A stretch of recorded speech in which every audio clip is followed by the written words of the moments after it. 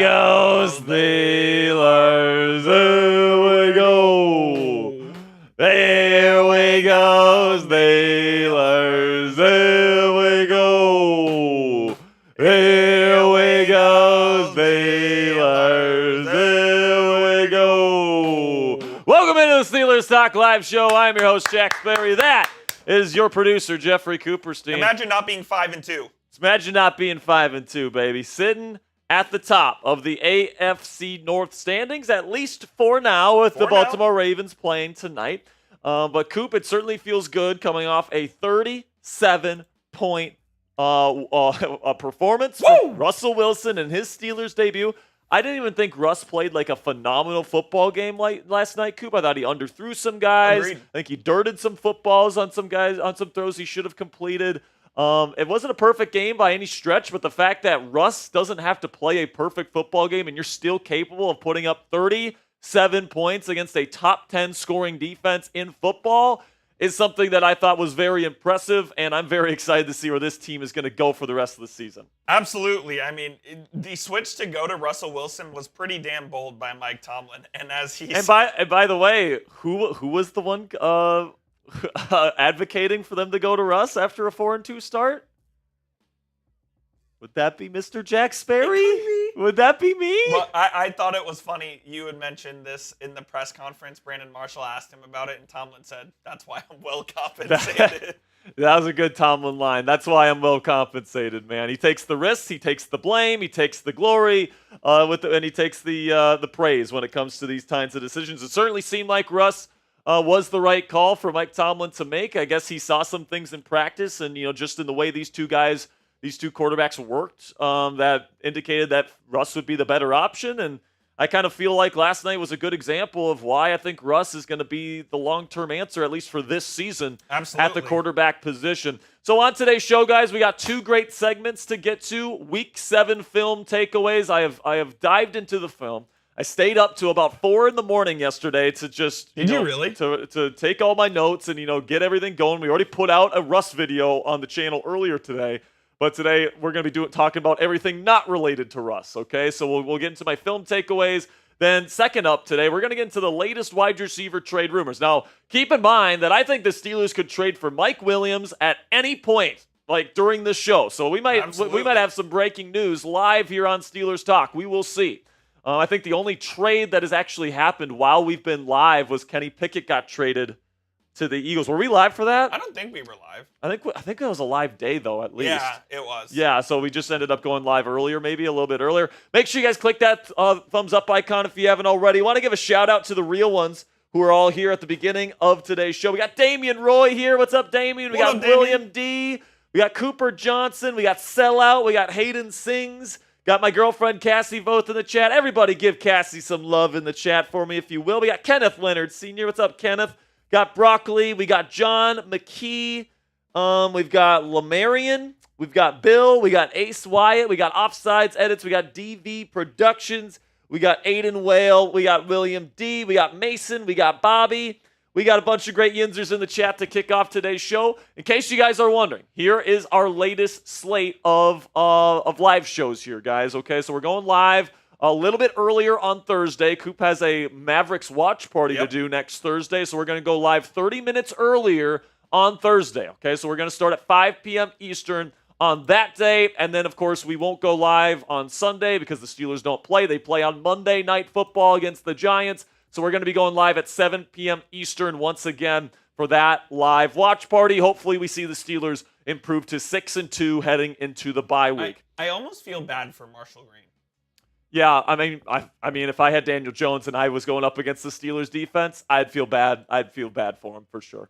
I just can't believe that that they're going to trot out Daniel Jones against T.J. Watt, Alex Highsmith, Cam Hayward, and Keanu Benson. I mean, I just can't believe they're doing it. All I have to say is good luck, Giants. You're going to need it. All right, if you guys want to send in a donation, we're not going to do any donation menu or anything today, guys, but if you guys want to send in a super chat, if you want to send in a donation, we greatly appreciate your guys' support. We'll put you up on screen.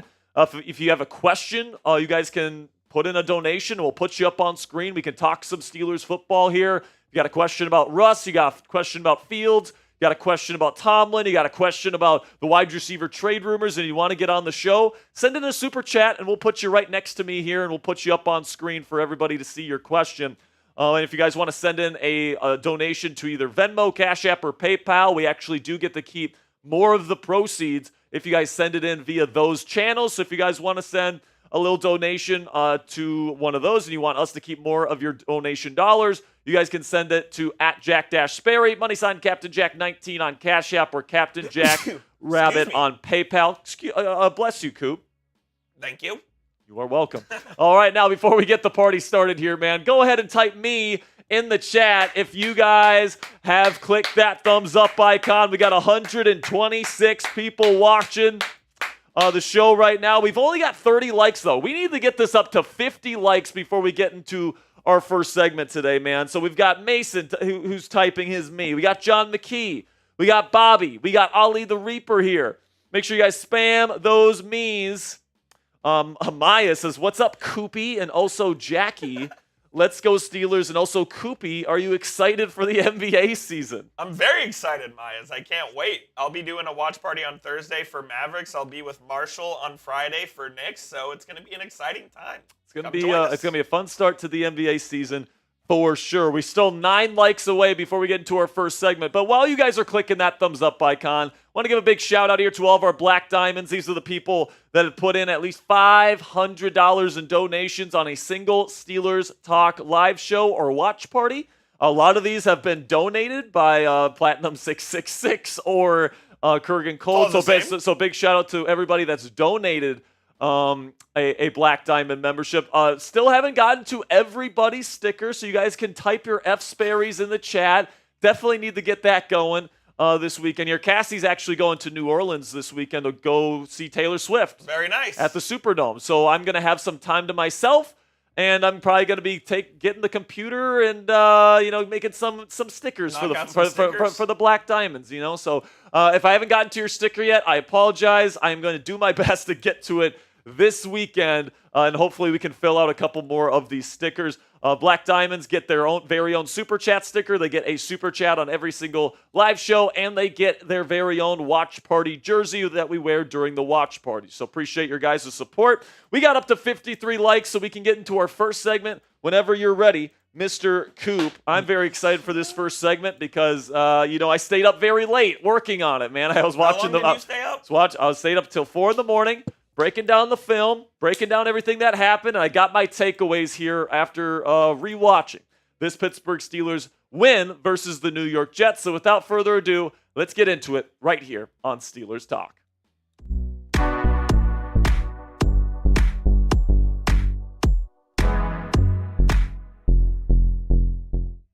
It is the second video on Victory Monday here on Steelers Talk. And today we're going to be breaking down a bunch of great stuff today. My Week 7 takeaways after the Pittsburgh Steelers took down the New York Jets on Sunday Night Football last night in a convincing 37-15 victory. But before we get into my takeaways here, man, how you guys feeling? Let me know down there in the comments section. How many wins will the Pittsburgh Steelers get this year? They're currently 5-2.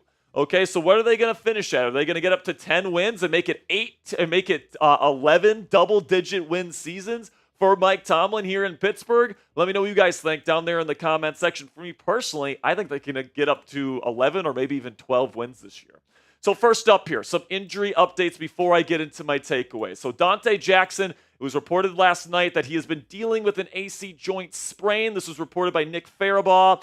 From Penn Live last night, says Donte Jackson has been playing through an AC joint sprain that he suffered all the way back when the Steelers beat the Chargers. Per sources, still the same injury he's dealing that has flared up. So he did come out of the game. James Pierre came in. By the way, Nick Farabaugh does a great job. Go give him a follow on X. And we got Ray Filipaldo from the Pittsburgh Post-Gazette saying Donte Jackson should be fine for Monday night. He said he aggravated a shoulder injury from earlier in the season. So I would expect that Donte Jackson's probably going to be back out there for the Monday Night Football game against the New York Giants. But we never know. And then also, I would say look for Cory Trice Jr. to potentially make his way back here in Week 8, coming off of that hamstring issue that's kept him out the last several weeks. You got that interception against the Denver Broncos when he came in for a little bit there. And, if Donte can't go and Cory Trice Jr. can, I think that's going to be a nice boost because James Pierre, I mean, come on, let's just acknowledge what James Pierre is, guys. He's just a depth piece, all right? He's not very good. I mean, last night, with all due respect to James Pierre, he had a 48.2 PFF grade versus the Jets. Now, PFF grades aren't gospel, but as somebody that's watched the film from yesterday's game, I can tell you that grade probably backs up about as well as he played last night at Acrisure Stadium. So hopefully either Donte Jackson or Cory Trice Jr. is good to go on Monday night. So let's get into the takeaways here. And we're going to take some time to really talk about this first one here, which is around Mike Tomlin. Now, I talked about this on my instant reaction after the game last night. I touched on it, but I really want to get in depth here because, when it comes to the Pittsburgh Steelers, we had a juxtaposition between an organization in the Jets that is run by their owner. Nobody really knows who's the boss. Nobody knows who's really in charge, and they're a complete and utter mess. With the Pittsburgh Steelers, it's not that way. You know who the boss is here, and it's Mike Tomlin. He's making the decisions. Even though there's other people in the building that would have rather stuck with Justin Fields as the starter, even though he knew he was going to take a bunch of shit from us in the media and, of course, us fans for going to Russell Wilson after getting that 4-2 start with Justin Fields. He saw something in practice. He's seen these guys. He's been around these guys for months, and he understood that Russell Wilson gives this team a better chance to win, and he had the balls to pull off the move, and then Russell Wilson and the offense definitely rewarded him with a 37-point performance last night at Acrisure Stadium. And, the thing that I keep hearing about Tomlin on Steelers Twitter and the main criticism is that he's mediocre or that the teams that he coaches are mediocre and the Steelers are just settling for mediocrity. For me, that's a bit silly.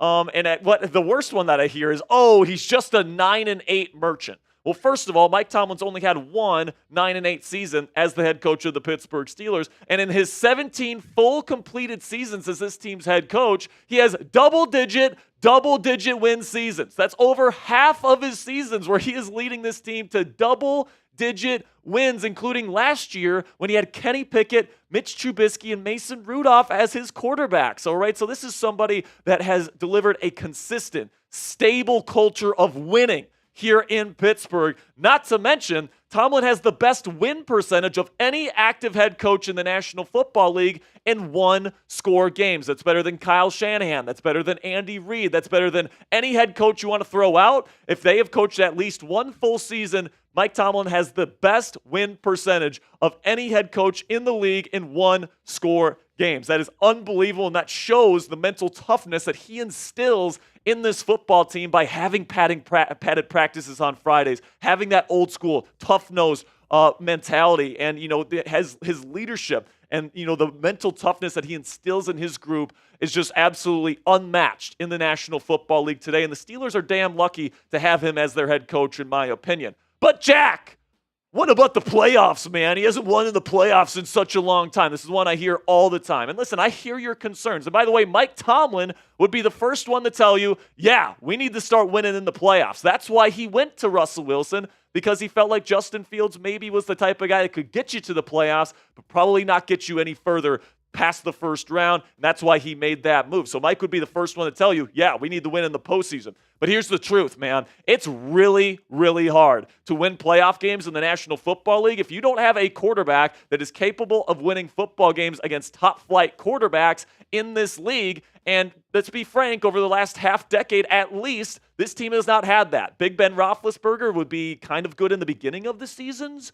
and then towards the end of the year, he wasn't even a top 20 quarterback because he was getting washed and he was getting tired and he was getting gassed. Then you had the years with Kenny Pickett, Mitch Trubisky, and Mason Rudolph. And honestly, guys, the fact that Tomlin kept this team afloat with a terrible offensive coordinator, which, by the way, he does deserve some blame for hiring Matt Canada, no question about it, and the quarterback play was as abysmal as it was, and they were still winning 9, 10 games this season. Most head coaches would have won 3, 4 games and would have gotten fired. And said Mike Tomlin kept this team afloat and kept them relevant despite some really, really bad years of offense here in Pittsburgh. And I've said for a while, guys, you give this head coach, this leader, this CEO of a franchise, a good and competent offensive play caller and a good, competent quarterback, you're going to be back to winning playoff games. You're going to be back to competing for titles here in the Steel City. And hopefully, at least we hope, after that 37-15 win against the Jets, it looks like we might have that now with Arthur Smith calling the plays and Russell Wilson under center. I broke down Russell Wilson's game and how I think that he is working with the Pittsburgh Steelers and why I think he is the right fit for the Pittsburgh Steelers this year in a video we released earlier this morning. I'll put the link to that one in the comments and description of today's show so you guys can get my thoughts as why I think Russell Wilson works with Mike Tomlin, Arthur Smith, and the Pittsburgh Steelers. So, and another coach that I want to give some shout-outs here, not only Tomlin, but also the new offensive coordinator, Arthur Smith, who has taken some shit here in these first couple of weeks as he's been instilling his new system. He's had a shuffle at offensive line. It seems like every single week he's had a change at quarterback. And despite that, the Steelers are above league average right now in points per game scored. They're 14th in the league in that category. And you know what, man? Arthur Smith is not the most creative or exciting offensive play caller in the game today. But he's extremely competent. He gets the most out of guys. He got the most out of Ryan Tannehill. He got the most. Hopefully he's going to get the most out of Russell Wilson here in Pittsburgh. And the run game is starting to finally click. The offensive line has been holding up. The weapons finally got going against the Jets with Russell Wilson under center. Everything seems to be clicking in place. And even Najee Harris himself said that this is the most competent offense he has been a part of in his time with the Pittsburgh Steelers. Arthur Smith deserves some credit for that. So now it's red pen time. Let me know down there in the comments section. Grade the Steelers coaching staff for me down there in the comments section. Give me an A, a B, a C, a D, or an F for today's pinned comment. YouTube's going to throw an ad break here in just a couple of seconds. And when that happens, take advantage of that time by giving me a grade. Okay, now let's go to the weapons here, because all I heard when they made this switch was, Justin Fields wasn't playing very well because his weapons are terrible. He has nobody to throw to. Well, Russell Wilson certainly took advantage of some of the weapons that he had at his disposal last night. Take a look at these numbers here. George Pickens had by far the best game of his season so far, finally got into the end zone, had 22.2 yards per catch. Absolutely unbelievable. Then you got Calvin Austin III. And by the way, I think Calvin and Pat are in the wrong spot. Pat Freiermuth is actually got the 2 catches and averaged 25.5 yards. And then Calvin Austin III only had the 1 catch. He had the 1 drop, and it was a huge explosive play. So obviously these guys were getting open down the field, and Russell Wilson was taking advantage of it. And even Van Jefferson, who we have absolutely trashed on this show this year. You guys know that I think Van Jefferson should be replaced. Even Russell Wilson made him look good last night, man. Even he looked competent with Russell Wilson under center last night, man. So he even got a touchdown. So good for Van Jefferson. I think that because of that, maybe the Steelers hold off on maybe trading for a receiver until we get closer to the deadline, because these weapons looked a lot more competent with Russell Wilson throwing the ball than it was with Justin Fields. Now, don't get me wrong, man. I do think that Pittsburgh needs to add another wide receiver before the deadline. Might be Mike Williams this week. We'll see. But the idea that Justin Fields had some of those struggles because he had no receivers to throw to, I think it just completely got, that theory got completely blasted into the sun last night with Russell Wilson having the success that he did, especially in the second half throwing to these receivers. So coming up here on Steelers Talk, more Week 7 takeaways that I saw on film from this Week 7 matchup here. But before we get into the rest of today's show, let's have a word from our sponsor here at Prize Picks, which is the easiest and most exciting way to play daily fantasy sports. And unlike other apps, on Prize Picks, it's just you against the numbers. You can now win up to 100 times your money on Prize Picks with as little as 4 correct picks. That is, if you know ball. And Prize Picks puts its members first, so all withdrawals are fast, safe, and secure. When my picks hit, I can get my money in as quick as 15 minutes. So sign up today and get $50 instantly when you just play $5. You don't even need to win to receive the $50 bonus. It's guaranteed. Prize Picks also offers weekly promotions that can lead to big payouts. So we take a look here at my Monday Night Football projections here. I'm going to take the I believe that's a gobble in there with the more Derrick Henry on the touchdowns. You just got to score 1 touchdown today. I think Derrick Henry can get that done. I'm going to take the less on Baker Mayfield passing yards against up and coming. I think is a Baltimore defense that's really coming into their own here. And I'm going to take the less on Justin Herbert passing yards. So if you guys want to get your projections in for Monday Night Football, you guys can do so right now by downloading the Prize Picks app today and use code CLNS to get $50 instantly when you just play $5. That's code CLNS on Prize Picks. You get $50 instantly when you just play $5. Again, guys, you don't even need to win the projection to win the $50 bonus. It's guaranteed. Prize Picks, run your game.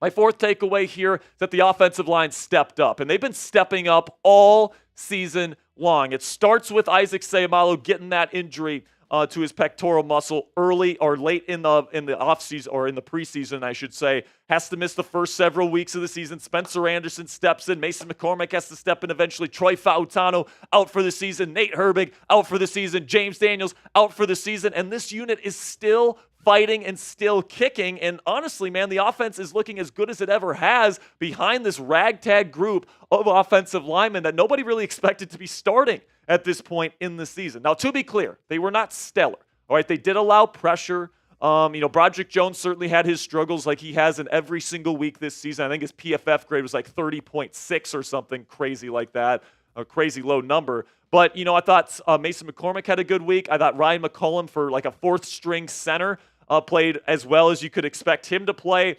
And I think that overall this offensive line really did a pretty decent job. And as Najee Harris said in his post-game press conference last night, it is a next man up mentality here in Pittsburgh, where these guys are coming in and maybe they weren't expected to be starters as early as they have been thrusted upon here into the starting lineup. But what's crazy is that you still have Spencer Anderson, who has started games for this team, still waiting on the bench. So you still even have a little bit of depth on this Steelers offensive line. So what do you know, man? For the first time in years, we can say this Steelers offensive line actually has some depth to it. And I'm certainly happy that they're figuring things out and guys are stepping up. And somebody I definitely want to point out and kind of shine a light on here is Mason McCormick, who allowed 0 pressures versus the Jets last night, man. Now, I think in terms of his run blocking, he was a little bit more sloppy in that area. But in terms of pass protection, man, he was absolutely flawless, gave up 0 pressures last night, so good for the rookie out of SDSU. Another takeaway that I have, man, is that Najee Harris is blowing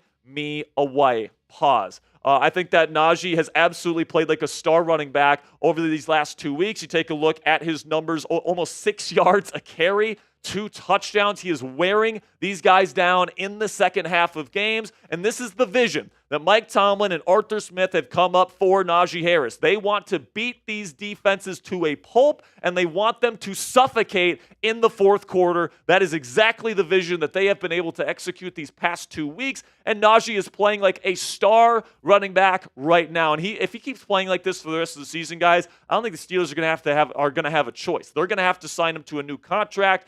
And he's going to be the main engine of this offense for a very long time if he can keep up this production that he's had these past 2 weeks. And also, it's so nice to have Jaylen Warren back healthy. I mean, he's been dealing with a hamstring issue and a knee issue, and now he seems to finally be back healthy. He picked up that huge 3rd and 8 where Russell Wilson had some pressure on him, got it to him. How many times have we seen Jaylen Warren throughout the first 3 years of his career catch a ball like in the flat or as a check down and pick up a first down because he's so dynamic in space? Get the ball to this guy. And also, he's an excellent pass protector on 3rd downs. He's one of the best, if not the best, 3rd down back in the National Football League right now. So loving what I'm seeing from the Steelers running back duo.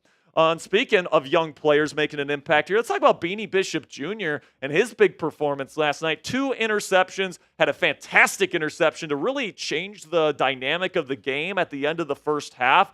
As the pole runner on Tampa 2, he flips his hips and his eyes, gets the hand on the football, makes a big interception, then takes advantage of a Garrett Wilson drop to really turn the tide in the game, because those 2 turnovers, guys, it resulted in 14 points for the Pittsburgh Steelers, which was huge in terms of creating that 37-point performance on offense. Now, the big question here is that, of course, Cam Sutton's going to be coming back in a couple of weeks. Like, that return is looming. So the big question here is Beanie Bishop Jr., this UDFA, going to earn the full-time starting position? Now, I think that there's certain advantages that Sutton brings to the table. Lots of experience playing slot corner for the Pittsburgh Steelers. He's a bigger frame, so opposing offenses can't take advantage of Beanie Bishop Jr.'s lack of size as much. It's going to be interesting to see how Mike Tomlin handles that whole situation. But, man, if Beanie keeps making big-time plays like he did on Sunday Night Football this week against the Jets and creates turnovers, I think that it's going to be hard to take him off the field. But let me know what you guys think down there in the comments section. If you could only start one player At starting slot corner for the Pittsburgh Steelers, are you going with Cam Sutton, type CS, or are you going to go with the UDFA Beanie Bishop Jr., type BB, down there in the comments section? For me personally, guys, I think right now I'm probably going to go with Cam Sutton, but I'm certainly open to keeping Beanie in there if he keeps playing well. Then we get to Deshaun Elliott, man, and the Joker. I mean, he's been playing like an all-pro caliber player. I heard somebody on Twitter yesterday, or saw somebody on Twitter say, like, Deshaun Elliott is making plays out there that we kind of expect Minkah Fitzpatrick to be making. Now, Minka's still playing well this year, in my opinion. Offenses are kind of avoiding him because he's such a big playmaker, but you still have to deal with number 25, man. He is such a good tackler in space, so instinctive, knows where to be at all times, and he is playing like close to an all-pro level right now on film. I can't believe I'm saying that. I thought he would be a solid piece to this Steelers defense, especially for the price that they got him. But, man, his versatility, his ability to line up anywhere in the formation, to be a great chess piece in terms of the rotations that the Steelers rarely do. But when they do, they use him as that piece. I mean, he's been awesome in open space, limiting the amount of yards that opposing offenses are getting. And he's been such an impact for the Steelers defense this year. Final takeaway here is I want to give some love to Keanu Benson because, man, he's been having a great season. He really has. And you look at the core four of the Pittsburgh Steelers pass rush up front right now, man. I mean, this is inarguably the best pass rush in the National Football League, at least in my eyes. You got TJ Watt, the best defensive player on the planet Earth, in my opinion. I can't believe he's only the second highest ranked edge rusher, according to Pro Football Focus grading, but I'll take a 93.1. Cameron Hayward is playing like a first-team All-Pro right now. He is ranked first among defensive tackles in Pro Football Focus grading. He's been a menace in both phases on defense. Alex Highsmith had a 90 grade last year, and I think that once he gets going, I thought he had a really impactful game last night against the New York Jets, constantly getting pressure when TJ was getting chipped and doing all these things. Then Keanu had multiple big pass breakups. He was getting after the quarterback. He was being an absolute game wrecker like he usually is. Now, he's the type of guy that maybe doesn't fill up the stat sheet, but make no mistake, man, that guy is a huge impact on the football game with his size, his strength, his ability to create interior disruption, which gives TJ and Alex more opportunities around the edge. I think that Keanu Benson has been such a great player for the Steelers, and I think he deserves love for that. Okay, guys, that'll be it for today's show. Thank you for sticking around with me today. I think today was a little bit of a longer one today, so make sure you guys type those real ones down there in the comments section if you made it to the end of today's show. Make sure you guys click that subscribe button because we got a bunch of great content on Steelers Talk this week, getting you guys ready for Monday Night Football versus the Giants, where hopefully the Steelers will improve to 6-2 heading into the bye week. So make sure you guys click that subscribe button. And until next time, here we go, Steelers. All right, man, good segment. Good energy on that segment, I would say. It made me feel nice. I was in the flow right there, Coop. No, that was a good segment. And look, man, I mean, I think the Steelers overall last night put together, would you say that's their best performance of the season? The Chargers game was good too. But overall, I'd have to say, yeah. I think so too. I think overall that was their best game. They got and the reason why I say that is because they won the way that they want to win.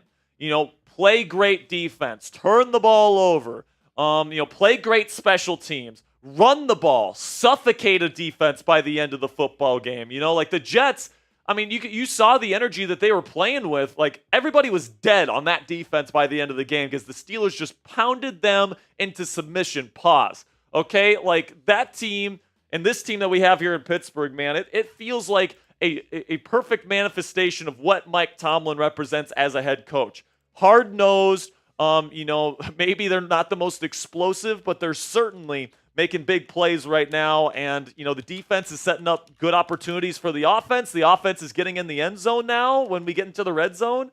That wasn't the case under Matt Canada. Absolutely.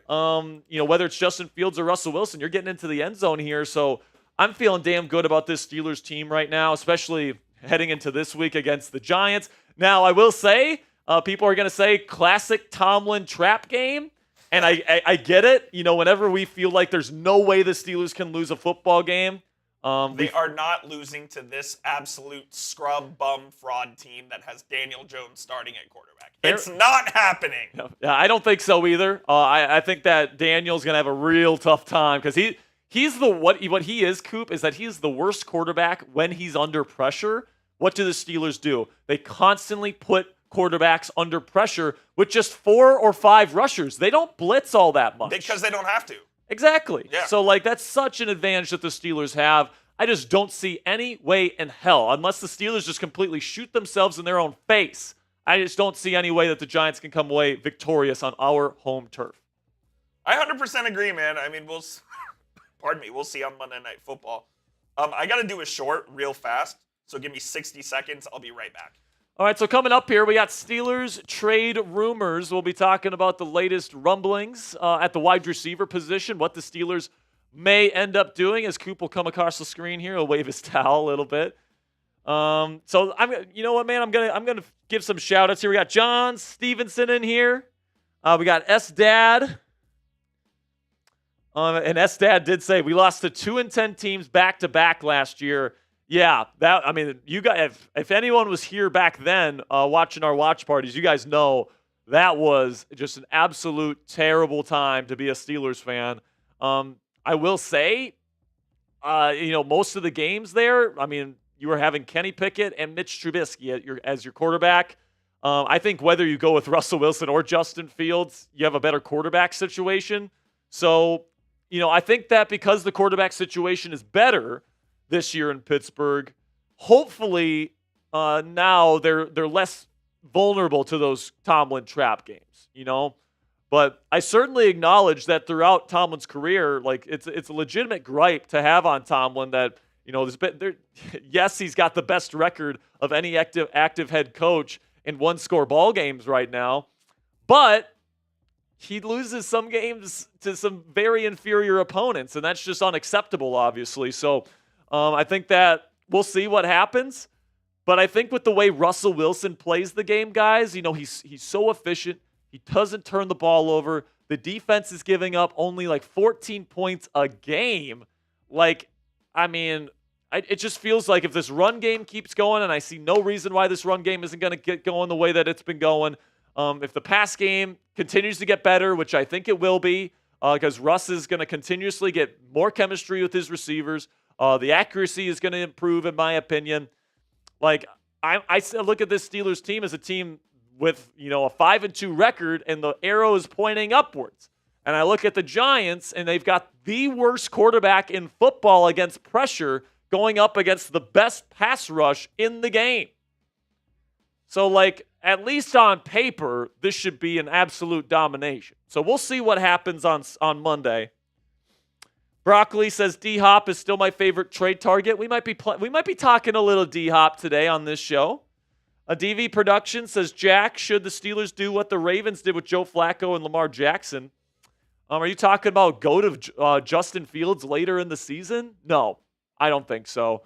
I think that Joe Flacco at that point in his career wasn't playing good football, and the team wasn't winning, which is why they turned to Lamar Jackson at that point.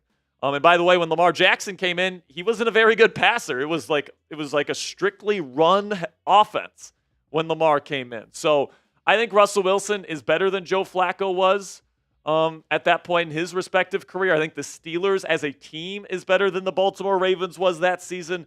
So I don't think. So Damian Maturo says Russ got bailed out by Pickens. So Pickens made some great catches. And Damian, I said in my video earlier that Russ did have some underthrows, and Pickens did make some great circus catches on some underthrows from Russ. But here's what I'll say to that. The thing about Russ is that he gives his guys the most catchable, soft, touch footballs down the field that you'll ever see, man. It's just so beautiful to watch that thing drop into the bucket. And the thing about that is, in the way that it's better than Justin Fields, is Fields just throws a line drive on every single throw that he throws. And if the ball's coming at you this way as opposed to coming in and being dropped into a bucket, it's a lot harder for a receiver to make that catch. All right? It's a lot easier when that ball is just kind of falling right into your lap versus it's coming straight on a line and you have to catch it right at the right time, right? The loftiness and the softness of the deep balls from Russ allows these receivers to adjust to the ball and allow their talent to take over. That's what we saw. We saw Russell Wilson allow George Pickens' talent to take over.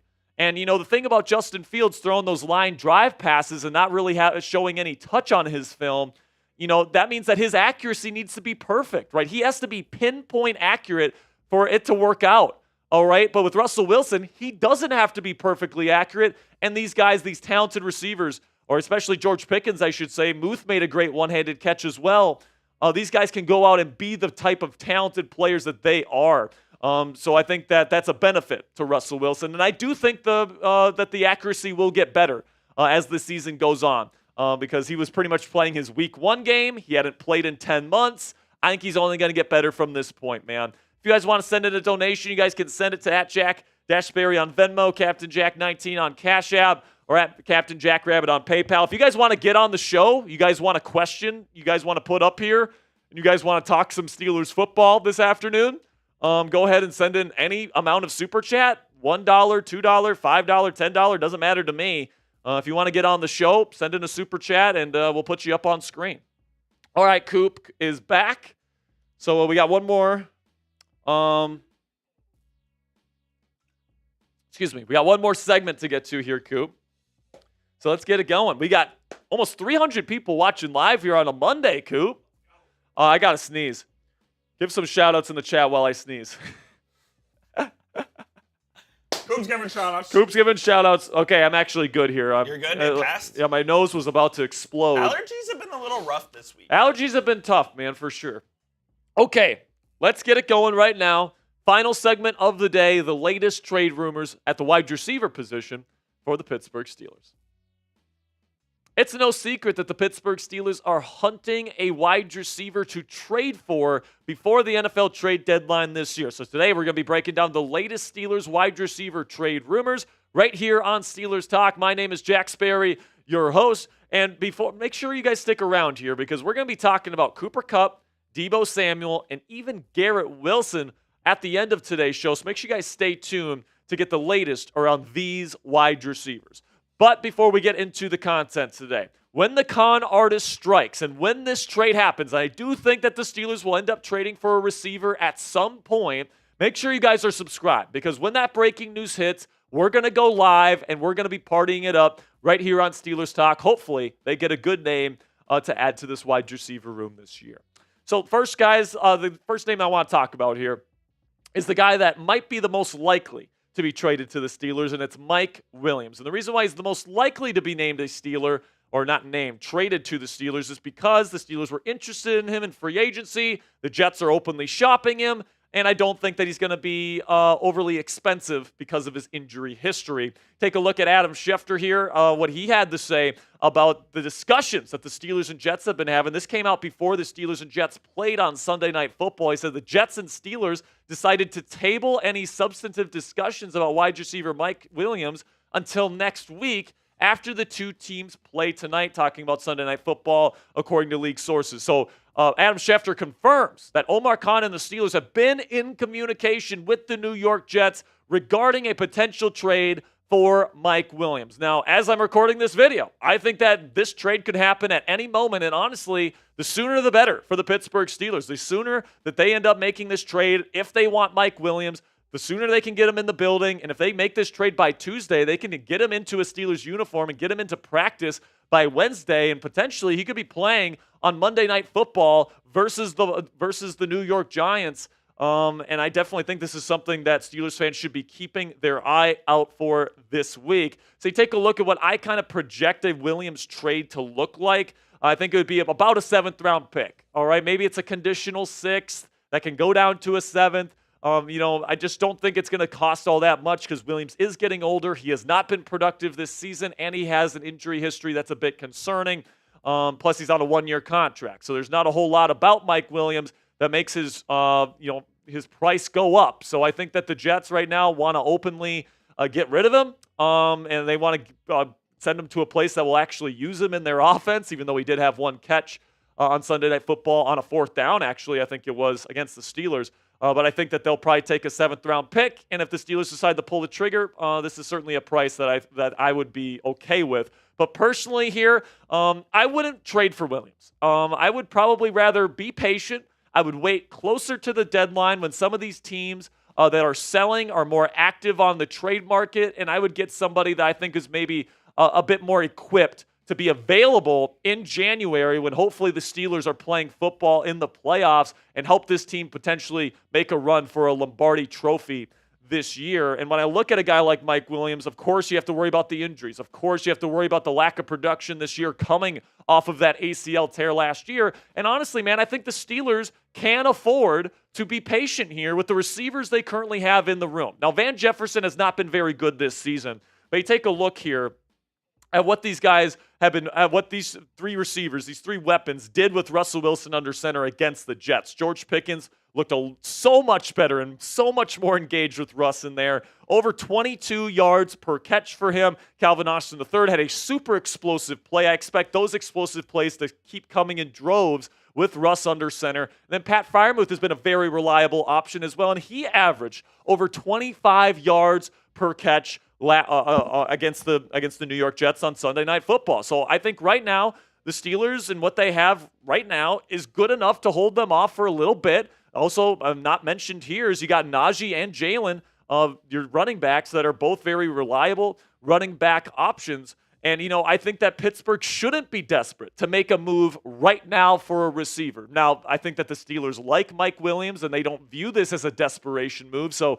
I do think that Mike Williams is maybe the most likely scenario for a trade for the black and gold. But personally, man, my preferred choice is DeAndre Hopkins from the Tennessee Titans. I mean, you watch D-Hop on film, he's maybe lost a quarter of a step, but athleticism has never really been the biggest part of his game. The biggest part of his game has always been great route running and technical proficiency, matched with really big hands that create for a really large catch radius, and just super sticky hands and great 50-50 ball ability. We've seen Russell Wilson's ability to just loft up those passes, those 50-50 ball situations to George Pickens. Imagine having two of those kind of similar type of players on this offense by adding DeAndre Hopkins. I think that would certainly work out for Pittsburgh, and I'd certainly see the Tennessee Titans as a team that's going to be selling, especially because DeAndre Hopkins is on an expiring contract. He is getting older, and I think the Titans will probably want to get whatever kind of draft capital they can get out of him. So listen, man, I think that Hopkins at the end of the day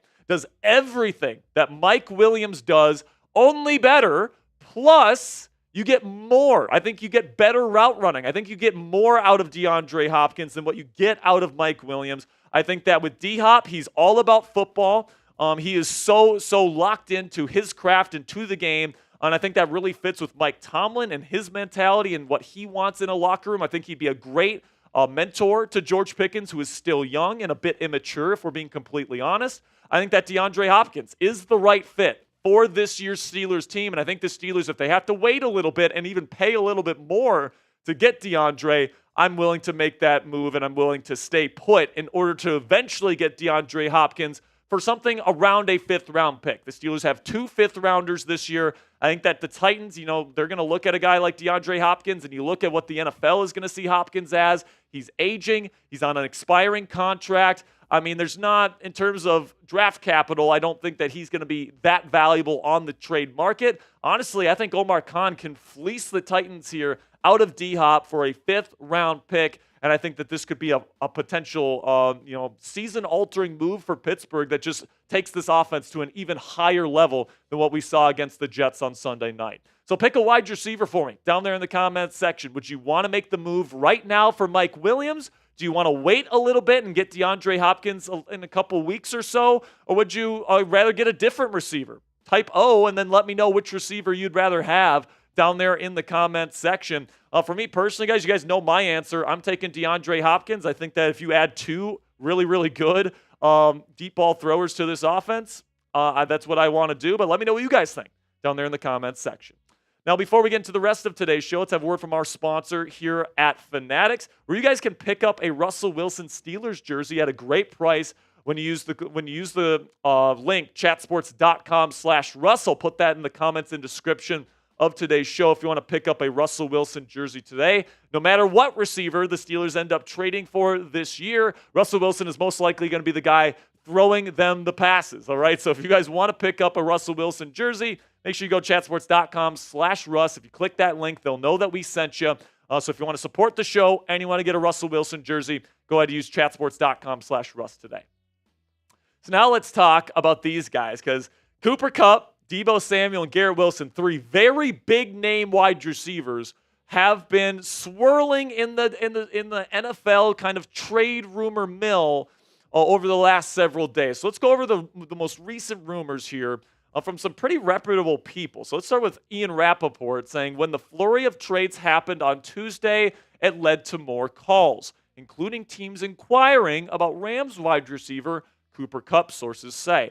Then we get to Deebo Samuel here, where Diana Rossini listed Deebo Samuel on a list of potential players that could be traded before the deadline. So Diana, I think, is very well connected to some of these teams. I think some of these teams would definitely like to add a Deebo Samuel if they potentially could, and the Niners are selling. Of course, they got an upcoming contract with Brock Purdy they got to pay for, so maybe they want to let go of Deebo. And then Adam Schefter comes in here and says, after the Jets' acquisition of Davante Adams, a select group of NFL teams have inquired into whether New York would be willing to trade fellow star wide receiver Garrett Wilson, league sources told ESPN.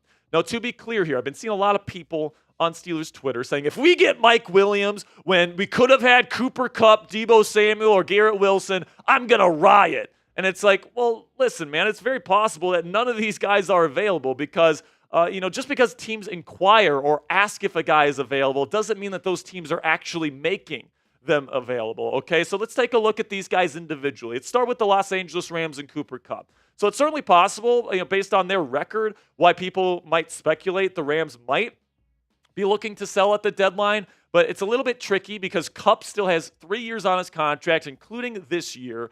And I do think that LA wants to keep that combination of Matthew Stafford and Cooper Kupp together as long as they have Stafford at quarterback. And I think that the best way for them to piss off Stafford and for him to demand a trade out of LA next year is to trade away his guy in Cooper Kupp. I mean, we know that this combination that they have had has been legendary. I mean, they had arguably the best quarterback wide receiver duo season ever in the National Football League's history. All right, they won a Super Bowl together. Cooper Kupp won a game-winning touchdown pass from Matthew Stafford in their home stadium at SoFi to beat the Bengals in the Super Bowl. I do not think that Matthew Stafford wants to get rid of Cooper Kupp, and even though teams might be inquiring about him, I would highly doubt that they end up dumping him unless they also plan on dumping Stafford either this season or next offseason.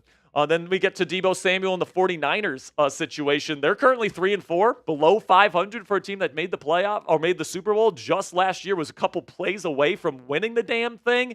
And now, they've got Christian McCaffrey on the bench due to injury. Brandon Ayuk is now out for the season with a torn ACL and MCL, by the way. God, that sucks for Brandon. Then the defense hasn't been playing all that great either. They've lost to some very beatable opponents. Now, I still think it's doubtful that the 49ers trade Deebo Samuel because they need him. All right, Brandon Ayuk's out for the rest of the season. Ricky Pearsall is going to be trying to come in here and try to, assume Brandon Ayuk's role for the rest of the year. But, I mean, Deebo is kind of that main offensive threat.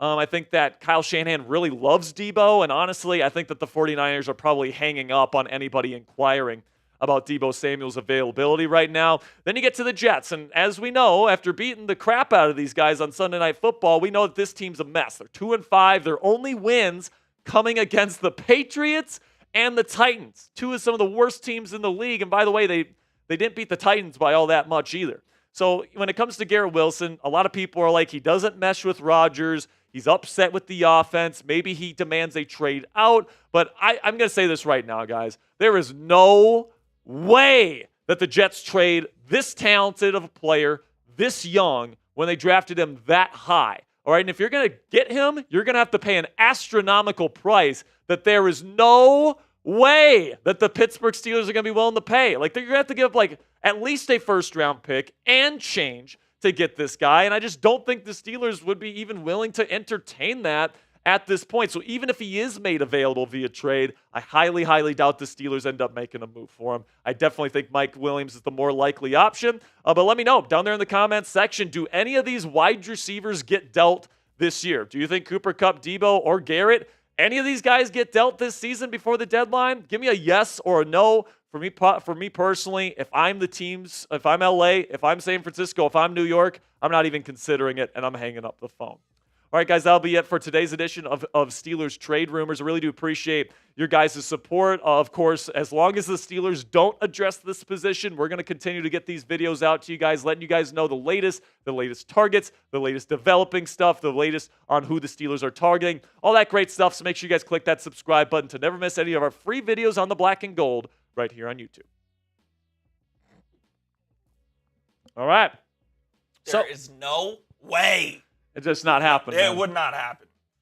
Let's get through these Monday Night Football games, and then I got to run out of here because I got to do this Mavs video. So Monday night. So Baltimore, Tampa Bay. Interesting matchup. I love the offense for Tampa Bay. Chris Godwin's having a great season. But Baltimore is just dominating, folks, after that 0-2 start. Absolutely. So they're on the road. It's going to be interesting that it's in Tampa tonight. But personally, guys, I'm going to go with Baltimore to continue on their winning streak here and win their 5th straight game. I'm going to go with Baltimore to win this 31-23. I just think that combination of Derrick Henry and Lamar Jackson is just so difficult to stop. So I'm going to go with Baltimore to win tonight. Coop, what do you got? Yeah, I went pretty similar. I went 27-17 Ravens.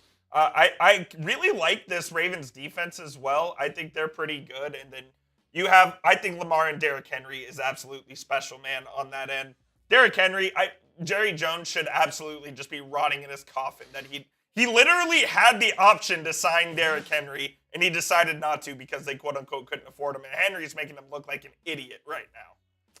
Yeah, I mean, he ran all over him a couple weeks ago. He ran all over them. Henry still looks like an all-pro. I mean, I hate to say it, but I still think this Ravens team might be the favorite. Even though the Steelers always beat them. Yeah, I kind of agree, man. Then we get to the other game here, and this is kind of bullshit if we're being honest here, Coop. You have to have an ESPN Plus to watch this game. Lucky for us, it's not like a great game. It's Chargers versus Cardinals. Cardinals are interesting. I think they're very hit or miss on offense, and then they're never missed or they're never hit on defense. Oh, their defense is atrocious. Their defense is so bad. And then I appreciate the culture that Jim Harbaugh brings to the table. I still think the Chargers are a year away, and I don't love their offensive coordinator, Greg Roman, which I think will ultimately limit this team's ability to win championships. Herbert back? What's that? He's holding Herbert back, do you think? Yeah, 100%. I mean, you look at the film, and it's just like the most uncreative passing game you'll ever see in the NFL. It's a smash mouth, old school type of football team, but you know what? They play disciplined football, and they've got a great culture. They play with high energy. I'm going to go with the Chargers to win 27-13 tonight.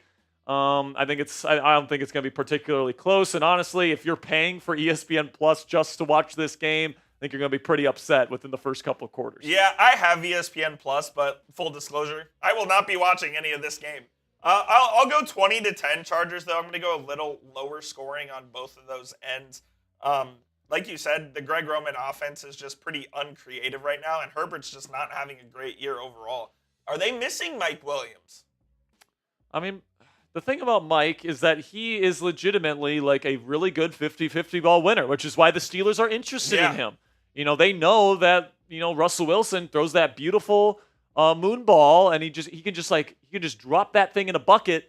And, Mike Williams is the type of guy that can make those type of catches. You made this point earlier on our morning video. Russ just throws a super catchable football. Yeah, it's so soft. Exactly. Like you watch